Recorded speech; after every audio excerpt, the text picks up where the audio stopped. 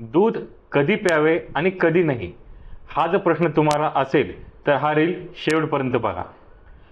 दूध हा असा पदार्थ आहे जो आपण केव्हा घेतला पाहिजे आणि केव्हा नाही हे खूप महत्त्वाचं आहे. लहान मुलांमध्ये जर आपण विचार केला तर दूध आपण दिवसभरात केव्हाही घेऊ शकतो. लहान मुलं 10 वर्षाखालील मुलांमध्ये त्यांची वाढ होण्यासाठी, त्यांना एनर्जी मिळण्यासाठी, शरीरात कॅल्शियम वाढण्यासाठी, त्यांची ग्रोथ होण्यासाठी दूध हा पदार्थ महत्त्वाचा आहे, जो दिवसभरात सकाळ दुपार संध्याकाळ ते केव्हाही घेऊ शकता.